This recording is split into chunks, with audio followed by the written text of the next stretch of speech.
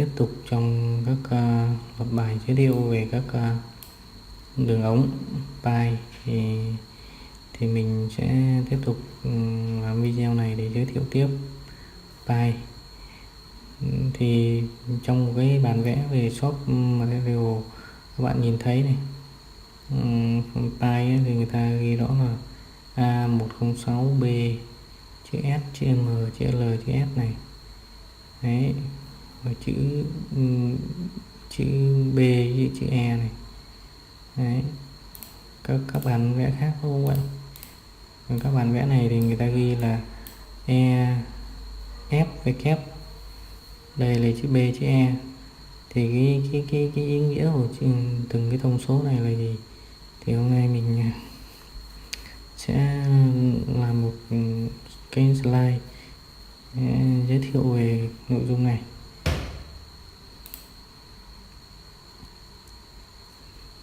Đây là một cái slide thì trong cái slide này gồm 3 nội dung chính của pipe là các tai, tức là các kiểu chế tạo, len tức là các chiều dài, và end tức là cái điểm kết, cái bề mặt kết thúc của pipe đấy.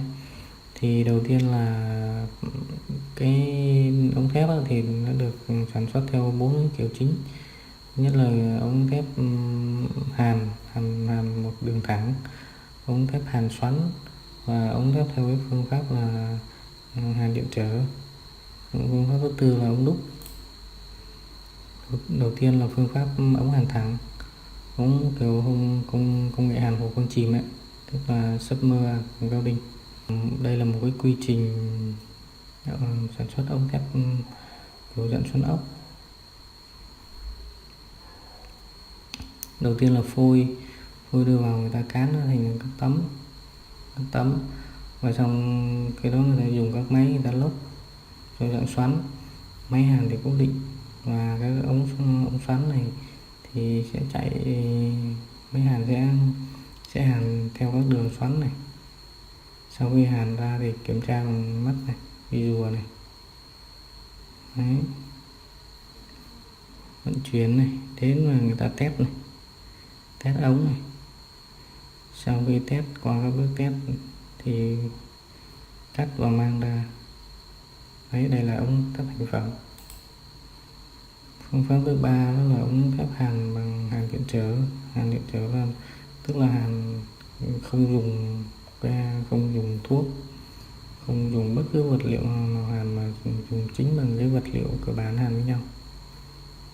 Đây thì ống nó cũng gồm nó cũng lóc lại, và có cái khe ở giữa đây. Thì sau khi dùng các điện cực và dùng các áp lực nó ép lại, đây các bạn thấy là áp lực ép rất là lớn, ép hai cái tấm lại với nhau.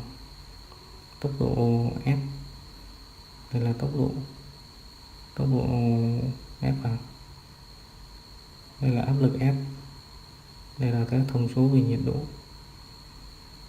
Bạn thấy là thông số về nhiệt độ ép và nhiệt độ rất là cao và áp suất cực kỳ lớn, 600 MPa, tương đương với là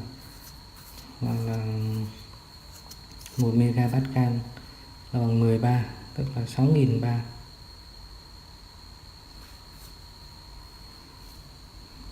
Áp lực rất là lớn. Tiếp theo đó là phương pháp ống chế tạo bằng công nghệ đúc.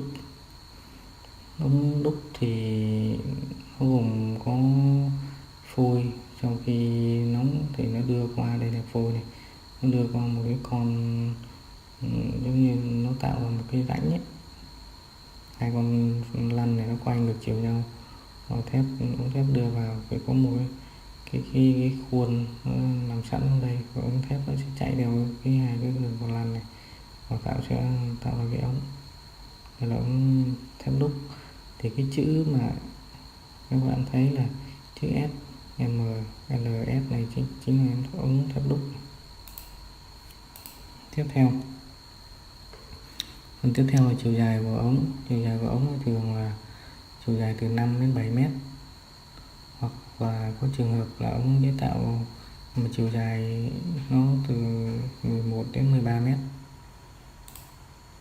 Phần nữa là phần cái bề mặt cuối cùng của ống thì gồm có 3 phần, gồm có 3 kiểu. Thứ nhất là ply, tức là ply end á, thì thường được sử dụng trong quá trình ống nhỏ kết hợp với mặt bích dạng socket hoặc là slip on. Đây là bề mặt slip on. Slip on tức là hàn một mặt này và hàn một mặt này, hàn kiểu slip on. Còn kiểu socket là chỉ hàn mặt này thôi, khe hở đến khe hở này. Tiếp theo là ống kiểu dạng ren. Ống dạng ren này, ống dạng ren thì thường sử dụng trong các mặt bích nhỏ này, sử dụng trong các đường ống nhỏ. Bát ren nó không chịu được áp lực lớn và nó thường hay bị rò rỉ, nên là chỉ sử dụng được trong các môi trường thông thường thôi. Đấy. Đây thì cái dạng đi theo của cái mặt ren này là gồm một cái ống với cái mặt bích bắt ren lại với nhau thôi. Tiếp theo đó là ống theo kiểu là bevel, tức là ống được vát.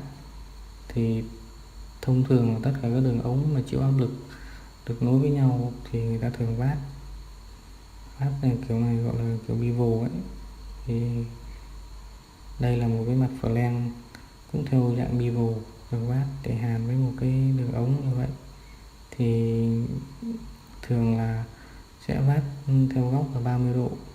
Đấy, vát 30 độ. Đây là hình mô phỏng vào cái mặt flange này theo kiểu là grounded flange kết hợp với ống thì tạo thành một mũi hàn này. Đây.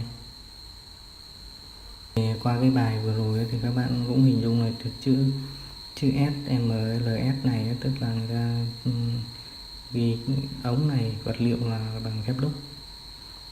Chữ BE này có nghĩa là ống đã được bevel, tức là ống vát rồi á.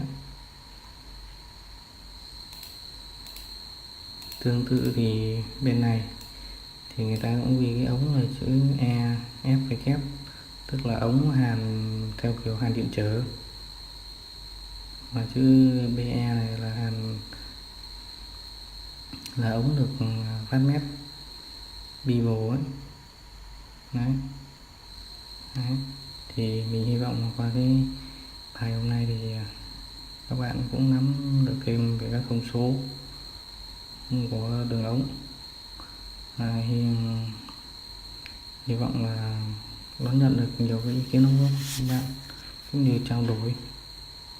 Mọi ý kiến thì xin vui lòng gửi thư, comment hoặc nhắn tin qua Zalo theo cái địa chỉ mà bên dưới nha. Cảm ơn các bạn.